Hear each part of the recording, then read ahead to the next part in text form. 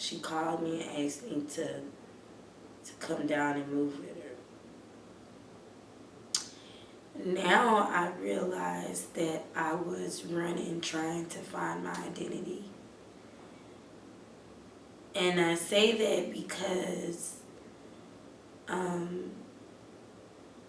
don't feel like I had one. I felt like I was misunderstood. I feel like I didn't even understand or know who I was because I lived in a home where I couldn't express myself. I lived in a home where I couldn't ask questions. I lived in a home where I wasn't heard. And it was like I was chastised first and then talked to. And sometimes never even talked to. And then I felt like I was running, trying to, what do they call it, like a rebel? Like being a rebel, trying to learn from everything that I was taught, that I was raised around and in. And even then, I believe I had church hurt. But more so, it was more so just wanting to be free. I just wanted to be free. I wanted to be free from my home environment. I wanted to be free from the expectations that was heavily on me. And I wanted to be able to live my own life, which I wasn't able to do being at home. That's why I left. So how was the transition once you got to your new location? It wasn't nothing what I expected. Yeah. I'm not going to say it, but excuse me. It was difficult. It wasn't what I expected. I found myself in the same position, not being heard and being misunderstood. I felt by my own sister and not having support, you know. So that was really hard. Then I had to survive, you know, after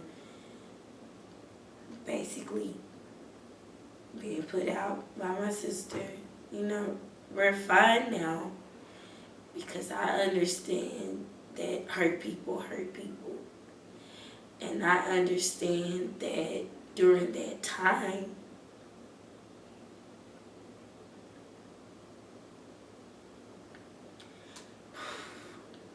sorry.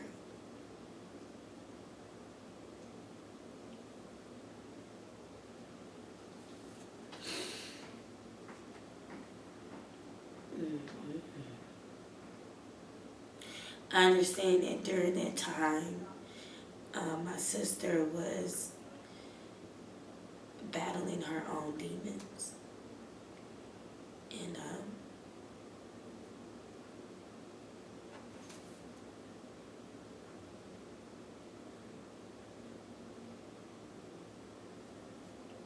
that was such a difficult situation. And because she was battling her own demons, it spilled over into how she handled me and how she treated me. And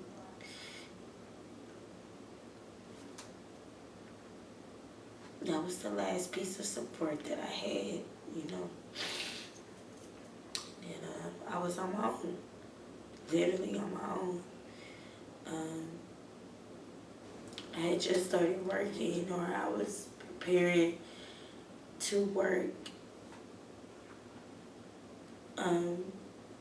But in the meantime, my homegirl called me and she was like, well, you know, you need to get a place to stay now. You need money now. We're in a city where you don't know anybody, you don't have any family, I can show you how to make some money.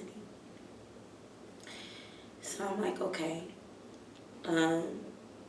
She takes me to this strip club by the name of Scores. And that's where I started that journey. And I started dancing to make money, to save up, so that I can get a place to stay. And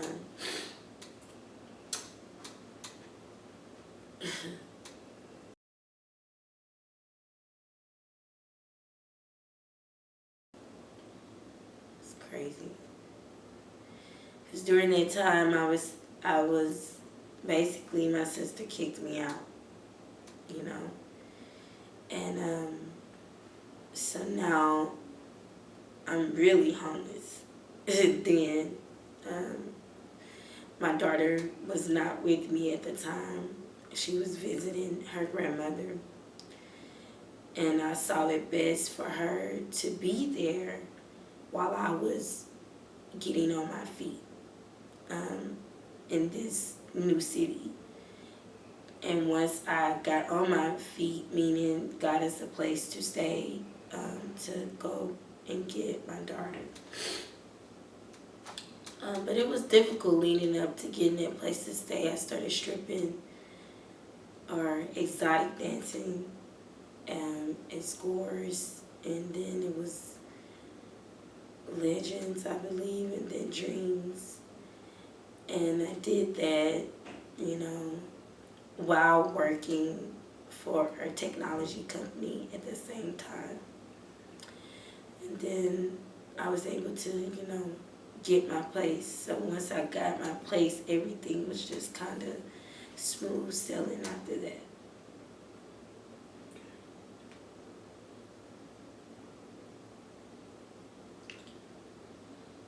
So how did the pregnancies unfold?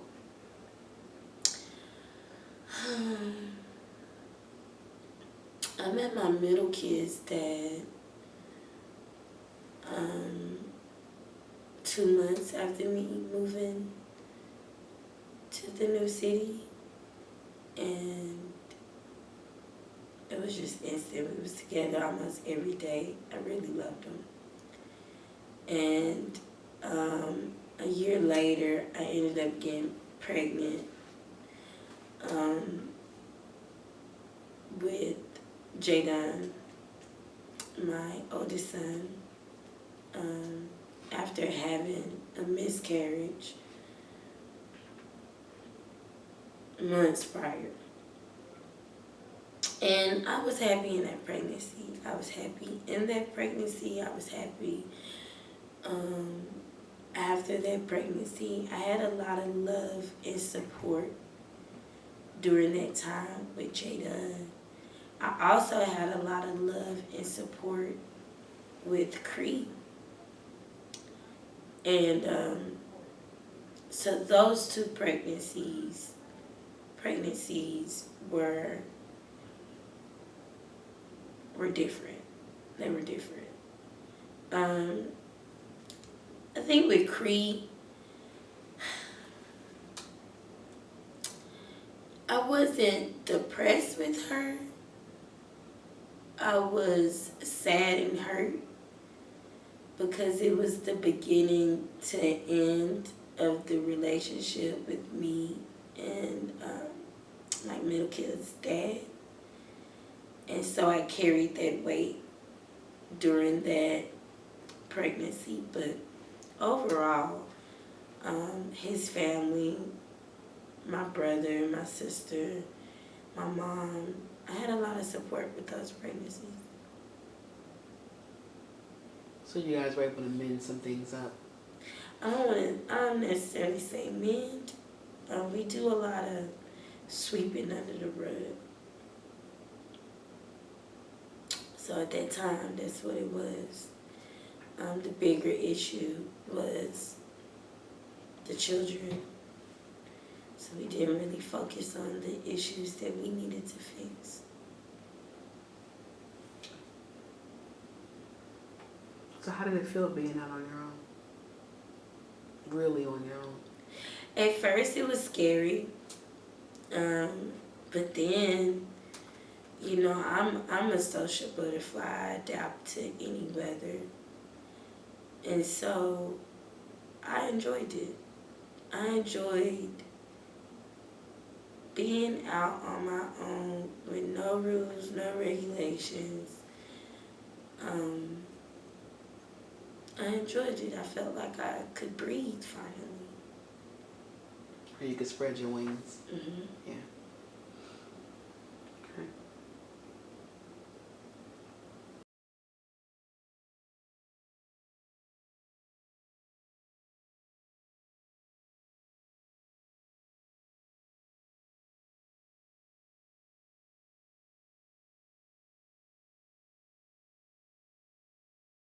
Hey, it's Prophetess Sandy Love. How you doing? Oh my God, listen. I know, right? So, I do apologize for being late. We had some technical difficulties. So as you can see, my hair is down from the wedding. We got back.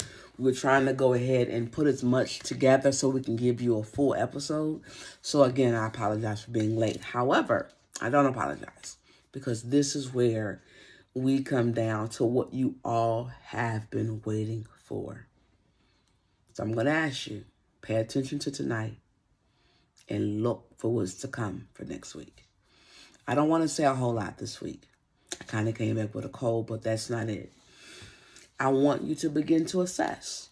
For those of you that are joining for the first time, you have time to go back and follow from the first episode. And you have time to walk your way up.